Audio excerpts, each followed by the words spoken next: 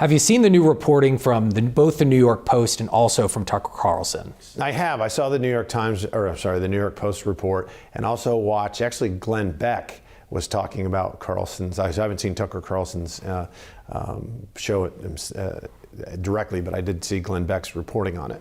And I found it, and I watched that whole episode. I found it very interesting, very troubling as well. And it really, some of the information they were sharing was not verified yet. Nonetheless, I think warrants an additional look from Congress. We had taken really our mission on the assassination task force was to leave no stone unturned. And with this new additional information, I think we need to turn over a few more stones and talk to this FBI, because I do think Kash Patel is committed to transparency. When you look and compare him to his previous two predecessors, you have, I think, Comey, in totality, released about 3,000 documents to Congress in his entire tenure. And then Wray, it was 13,000, which was an improvement. But Patel in just a year has been 38,000. So I really do think he's putting his money where his mouth is. But we need additional questions answered. So this information that's coming out, more of it's now starting to become confirmed, talking about Thomas Crooks' YouTube channel, some of the posts that were made, some of the groups that he was in. You feel as though there are questions that have been left unanswered, and that President Trump's FBI will now hopefully begin to answer some of those questions, some that were left unturned. Yeah, a couple of things that just smack you in the face are, they told us that he didn't have that big of a footprint on social media. That doesn't seem to be true now. And not to say that it was maybe expansive, but it was certainly more expansive than they led us to believe. That's one. And then two, they were talking about political motivations. They said he didn't seem to have many, but he seemed to have, I think, anti-Semitic and anti-immigration viewpoints. And they didn't tell us about his perhaps fascination with Mao. I think that was interesting in and of itself. And some other things. From our investigation, it seemed that we had obviously a very troubled young man. He was focused on and really obsessed with violence and then violent rhetoric. But we didn't know that part initially. This has just come out now. So that angers me. The fact that I think the assassination task force was stood up at the end of July, I think it was July 29th, we didn't see the rifle that he used until November 18th. That's 4 months. Why? Would it have some secret that China was going to use against it? It was serious. It was silly. The fact that I was asking direct questions to the FBI about what kind of rifle was it? Or scope rather, was it a red dot scope? Was it a magnified scope? They didn't share any of this information with us. So we felt like we were getting stonewalled. And then when we finally went to Quantico, which was in November, it was a long time in coming. So this just kind of fits that pattern of delay, and maybe not share everything. You used the word anger a few times, and that's obviously how you feel right now. Is that also how maybe some of your colleagues feel as well that served on that task force, saying, okay, this information is coming out now. This was either, I don't want to say it was hidden, but it was not divulged to the task force, and that there is absolutely a search for answers here. Like, that's where the bottom line comes in. We need answers with this information. That's a great question, because was it deliberate or was it incompetence? It's one of the two. Why we didn't get this full, expansive report and reporting to us. It should have been quicker, and it should have been more, really, again, all-encompassing, and it wasn't. What questions specifically are you looking to, focus in to get answered? Was it what you just mentioned in terms of, was it deliberate? Was it intentional? Are there other questions that specifically you have now moving forward that you say, these are the ones specifically I want to ask to those in charge? One of the deputies for former Director Wray, Paul, I believe his name is pronounced Abadi, he was the one that shared with us that, he has these anti-immigrant and anti-Semitic views. Well, why did he feel compelled to tell us that and not the other information? Is that all he had? I just find it very interesting that it would fit into a narrative that a Biden DOJ would want to put out there, because certainly we saw early reports that this guy was MAGA. So why would you want to, if you're a pro-President Donald Trump, why would you want to try and kill President Donald Trump? That in and of itself didn't make sense then, and that was pretty much rejected out of hand initially. But why, if you're going to make that kind of a statement, why just that? Why was it so selective? That's a direct question I want to ask him under oath. Did he have knowledge of this other information? Because if he did, you could make a very good argument that he lied by omission under oath. Because if we're asking about that and you're going to go there, then give us the full view. Because all we're after Hell, I came to Congress. I want the truth. There's no such thing as your truth or my truth. There is only the truth. That's what we want on any topic, and particularly when the President of the United States, former president and the leading candidate to be the next president, almost has his head explode from an assassin's bullet, and that assassin shouldn't have been anywhere near where the president was. He was 150 yards away with a high-powered rifle. I mean, how the hell does this happen in today's day and age? And we know now it was about 10 critical breakdowns of the Secret Service, which we could certainly run down. And if they did one of these 10 correctly, he probably wouldn't have gotten any shots off. And the man lost his life because of this as well. So it was a major catastrophic failure on their part, but also afterwards, we want to learn the truth. And you know why? Because we don't want this repeated. And it was almost repeated 2 weeks later. So this is unacceptable, and it has no partisan color whatsoever. We want Democratic presidents and elected officials to be protected, and same with Republicans. And obviously the Secret Service failed us, but we don't want the FBI to do so as well. I just want to follow up. Are you planning on calling on the Deputy Director, Paul Abate? Are you planning on calling for him, or have you formally called for him to come back and testify? I think, I will be formally calling it. I'm going to talk to Chairman Comer, who does a great job with the Oversight Committee. I think that's where this should land, this further investigation and these turning over of rocks. I think the Oversight Committee is the perfect, really, platform in which to do that. And initially, when we even questioned former director, and I'm glad I can say former when I say director, Cheadle, it was very bipartisan, because people were infuriated whether they were Democrats or Republicans, and it was on her watch. And I knew from whistleblowers that rank and file members of the Secret Service didn't like her leadership, and there was low morale because she didn't know what the hell she was doing, and she proved that. Did this feel politically motivated? What's that? The investigation? The FBI's investigation, okay. the U.S. Secret Service, and also the information that initially came out. I should have clarified, I apologize, Sorry. with Thomas Crooks. Did it feel as though there was a political motivation behind any of this? Well, the fact that this Mr. Abate happened to mention only he gave us a selected, almost edited viewpoint, or a report on Crooks's possible political motivations. That in and of itself is troubling and could have been, it was just a very convenient thing to talk about and not give us, it was a very narrow answer to the question. And I don't even know actually if he was questioned about that specifically, or he just shared it of his own volition. So that, again, is something that we need to say, why did you just say this and not this whole thing? Because if you reported the whole thing, it leads, I think, the viewer to believe he was just kind of a scrambled-brained, really troubled, mentally ill kid that took a life and almost took the president's life. And then really politics wasn't really behind it. But they tried to say, well, if politics was behind it, it was because he was a right-wing nut. And that wasn't the case.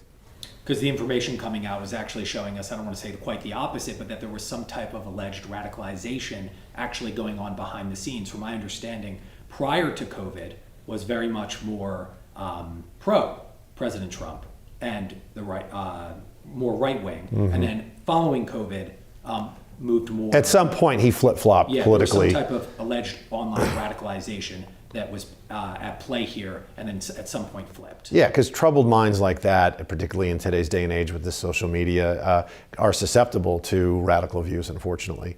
And his parents even told us, or told the FBI, and they shared it with us, that he was, about a month or two prior to the assassination attempt, was in his garage talking to himself, walking around. They were really kind of fearful of what he may do. Do you have, you're knowledgeable about, with the autopsy report and Representative Higgins going to Butler and then he was cremated? Yes. Okay. When you hear that information, and then, I know Tucker Carlson, you haven't seen the clip, but then also the New York Post reporting on this as well, when you're talking about regathering evidence here down the line, and continuing an investigation into Thomas Crooks and the FBI's investigation into Thomas Crooks, and you hear that the body was cremated. I mean, I don't know when you heard that initially, but it's about 10 days afterwards. You need an FBI signature in order to do that with an ongoing investigation. When you hear that, I'm not going to ask you again if you think it was politically motivated, but your thoughts on hearing that 10 days after the assassination attempt, his body was cremated. That didn't make sense to me when I first found out about it, because this is the body, for lack of a better term, is evidence. I mean, this was a shooter. This is a person that killed someone and tried to kill many, President Trump, and could have killed others. Why was his body cremated so quickly? Why was the crime scene on the roof that he was on, why was that cleaned so quickly? Leave it as it is. And B, you should err on the side of caution in that regard. They did not. That's another question that I would directly like to ask the FBI, or who was ever making those calls on balls and strikes back then. And it's been reported as well that I believe there was some drone surveillance activity, or at least some restrictions that should have been in place when Thomas Crooks allegedly was flying his drone, looking in and around that area as well. I'm assuming those are questions that you also want to get answered. How is this system, the security system, just so happened to be down for, I think it was at least minutes, if not 10 minutes? We asked that question back, when we were doing our original investigation, and they had anti-drone technology. It just wasn't working. So my question then is, well, why didn't you have redundancy? That's your whole job. You have a fail-safe mission. You cannot fail. So you have to have built-in redundancies. And the answer was, yeah, we should have had it. Sorry. Okay, why? I have a lot of questions, and I had them then, I still have them, and their answers then were, sorry, we just got it wrong. There was a water tower. It was the highest point. It had line of sight to where the president was actually speaking, and line of sight to the rooftop where Crooks shot from the AGR building. And he shot from that vantage point. Why didn't you have somebody up there? They could have seen it right away. You should have had somebody on the roof. You should have had cameras on the roof. Now, there wasn't anybody on the roof that day because it was 95 degrees and apparently it was really hot. Nobody wanted to get on the roof. Well, I don't care, that's your job. It was the fact that the Secret Service didn't liaison properly with local law enforcement. And local law enforcement, this isn't their purview. This is the expertise lies with the Secret Service. They should have toured and showed them, all right, I want people in the building, I want people on the building. Somebody like me without any security background at all, it made clear sense to me that the AGR complex was 17 acres, 5 of which were somewhat problematic. Why didn't you, because there were no AGR employees that were coming to work that day. It was a Saturday and they were told not to come in. So why not put police tape around the entire perimeter and then have 12 local law enforcement with dogs, a couple of dogs, just patrolling and saying, no human beings can come on this footprint. What a lot of people don't know is there were 150 to 200 people that were in the unsecure area on the AGR property that were closer to the president than the shooter. They just happened not to be bad guys. That's problematic to me. And how many times prior to this has this occurred, where there were vantage points that could have been compromised that just weren't, and the president's life wasn't it was endangered but not taken, simply because there were no bad guys on the scene that day. There's no way in the world that this is the first time they had these kind of breakdowns. Why weren't they flying drones? Why didn't they have redundancy on their anti-drone? Why didn't they have just one command post instead of 2? You don't have 2 command posts. There's a reason. Why, when your snipers are talking to one another, they have to get off their scope and go to their cell phones and text one another? You've got to, but I mean, we've all seen the movies. I mean, Jason Bourne, he's looking through that and he just taps like this, and because the technology exists. The fact that they couldn't communicate with local law enforcement in real time either, because some local law enforcement saw him on the roof and they couldn't relay it. It should have never happened. So there's all these series of breakdowns of that can't ever happen again. And then 2 weeks later, it almost happens again. It's really remarkable. Have you seen any of the new reporting from both the New York Post and also from Tucker Carlson? Yeah, we definitely got stonewalled when we finally got answers that we thought were fully forthright, and now it seems like they weren't. So that's an issue that again causes me angst and anger. I would like to bring in the new director of the Secret Service, Sean Curran, and just visit with him as well to make sure that, hey, have these lessons been learned, and hey, has the culture changed? Because Cheadle resigns, and rightfully so, the day after we have her in front of the Oversight Committee, right? And then you got Acting Director Rowe, who didn't learn lessons, I think, at all, because him and I got into it at a task force hearing, the last one we had, because he's sitting there standing behind the President of the United States, Joe Biden, at a 9/11 memorial in New York. And that doesn't seem to the layperson, why is that a big deal? Because he has no business as the director of the Secret Service standing behind the president. You know who's supposed to be standing behind the president? The head of his security detail, the agent in charge of the detail. And why is that important? Because he's the one in charge of the protection plan. he has a vest on. He has a radio in his ear, and he went to the operational briefing that morning. So if anything, God forbid, goes down, they all know, they all have a role to play. Rob Rowe doesn't. What the hell was he there for? Obviously, he was there for the photo op, okay? And furthermore, when he puts the director or the special agent in charge of the president's detail out of position, guess who he then puts out of position? The special agent in charge of the vice president's detail. He was also out of position. So it was chaos. They didn't want him there. He didn't attend the briefing. You know who told me all this? Secret Service whistleblowers. They were infuriated that he was there. He was auditioning for that job to have it full time. And he put the president's life in danger when he did that because he wasn't wearing a vest. That's important because God forbid, again, there's a shooter, and if they hit him, the bullet doesn't go through him. It would have went right through Rob Rowe and killed Joe Biden. He didn't go to the operational briefing that morning. He had no operational reason to be where he was. He didn't have a radio on him, et cetera. So he would have been in the way if something had gone down. Now, he chose to not answer these series of questions that he knew was coming once I showed him the picture.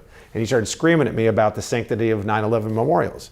I'm perfectly fine with you going to the memorial, sir, but not disrupting the protection plan of the president and vice president of the United States. FBI Director Kash Patel and also Dan Bongino, I know I'm kind of skipping ahead here, but Sure. I am curious. They both said this was included in Tucker Carlson's piece, and I believe it was also reported in the New York Post, but we've heard them say that they're going to release information, or they want to release information after the trial. They keep saying the trial. Do you have any idea what the trial is referring to or what they're referring to? I don't know. Because they keep saying, we're going to release after a specific trial. Said in the past they would release information after the trial, and I think a lot of people have been asking, Tucker Carlson included, what trial are they referring to? Yeah, well, that's me. I'm going to ask that question too. I don't know. Okay, just because we've been watching this and we were a little, I think we were as confused as some others. Yeah. And then it was repeated as we were watching. Well, I can ask Chairman Kelly too, the task force chairman, and say, do you know what trial they're referring to? Because I don't. Yeah, we would love to be able to figure this out. We'll get to you on that. Yeah. Perfect. Yeah, because they keep saying the trial. We don't know if anybody's referring to an investigation that's ongoing that we don't know about. But the word trial, of course, in our minds say, okay, well, what trial is actually transpiring? Right. Well. Okay, but we'll follow up and we'll ask Chairman Kelly about that. Anything else? I just want to open things up here. Sure. About, Thomas Crooks. Anything that I didn't ask, the investigation, where things go from here with the task force in light of this new information that is starting to come out and that more of this information is getting confirmed. Really just that what struck me was, again, sometimes from a layman's perspective, you can get a new vantage point, right? And you can see things more clearly than somebody that's maybe too close to it. You can be more objective. And so one of the things that struck me was this troubled 19, 20-year-old kid outsmarted the United States Secret Service. That's really problematic in and of itself. And how he did it that day. Flew the drone around, went to the site, I think around 3:30, to make sure that nobody was on the roof. There's a photo of him somebody took, and he's looking at the roof to make sure that, because if somebody was on it, he might not have come back. And he was then smart enough, although obviously mentally ill, but smart enough to not have the rifle on him at the time. And then when it looked like the coast was clear, and he used a rangefinder, and they saw him with the rangefinder, and they didn't nab him, then they lost sight of him. Like, that's just, it's odd. But then he goes back to the car, gets his weapon, brings it back in a backpack, then assembles it, climbs the roof, and gets on. I mean, it was amateur hour, but he did it. He pulled it off.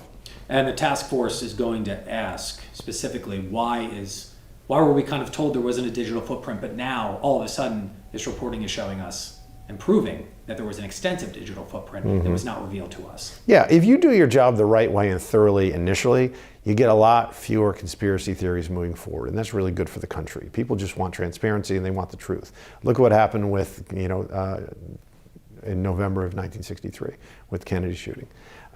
There was the Warren report that was rushed and was botched. And then how many books have been written about conspiracy theories? And I think still to this day, a majority of Americans don't believe that Lee Harvey Oswald acted alone. Some of that is in part just how can this insignificant, troubled young man be an historic figure and take out the President of the United States? But you've got to know, was he acting alone or not? We to this day don't know, or at least we're unsure as a country. We don't want this to happen ever again. We don't want the act to happen ever again, but we don't want that doubt to creep into the American really persona either, because if you start doubting things like that, you're not going to trust your own government. And that's not a healthy place to be in an open republic.